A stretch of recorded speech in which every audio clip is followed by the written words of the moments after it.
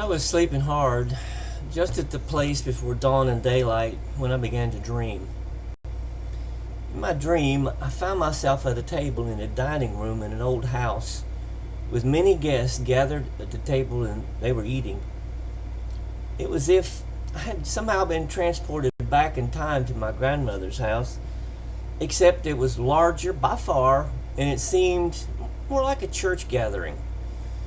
As we were eating, this rather conspicuous animal came scurrying into the room, all covered with dirt, making it impossible to identify.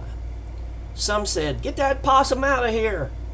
Another voice clamored, "That's no possum, it's a groundhog." The critter sat up on its haunches and began to just clean itself like a cat. Its front paws were more like little hands, though, and as it washed its face, we could see that it was neither cat nor possum, nor dog nor groundhog. Indeed, as it continued meticulously to wash itself from the head down, it revealed two things. It was covered with oozing sores, and it was clearly what was left of a rat. A huge dog-sized rat sat in the dining hall. It was fearless as it groomed its hideous self and stood erect on its hind feet. There were shrieks, "Rat!" and women and men alike began to clear away as quickly as possible. Just as it seemed sure that a panic would break out, a little boy of 5 or 6 walked calmly up to the rat and simply began to pet it and then stroke its face as if it were a pure and lovely comrade. Well, the rat turned ever so slowly to face the leaders of the group, and it began to grin with its ratty teeth bared to all. I said, "We need to find out how that rat got in here. Did anyone see where it come from?" Pointing to the bathroom, one member said, "I saw it come out of there."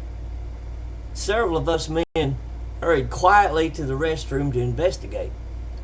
At the floor in the corner, several of the concrete blocks and part of the foundation had been chipped away, leaving a large hole in the floor and the wall. We couldn't figure out how that could have happened without us hearing or seeing it.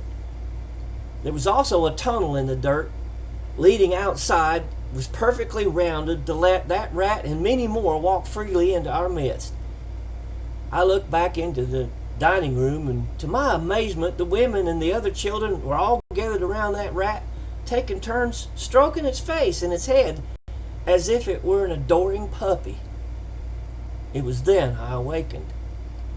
It was still early. I couldn't go back to sleep for thinking of all the sickness that rats have historically brought to humans. I couldn't get that grinning rat face out of my mind.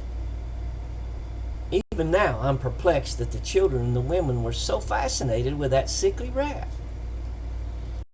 I recall a silly game we used to play when I was a kid called It's a What? I guess this was just a bad dream that I can't understand. Perhaps I had too much to eat. Perhaps I watched a bad movie before I went to bed. But perhaps it means something to you. I'll tell you this. By any standard, you would have to say, it's a what? Well, it's a rat, and it's living among us.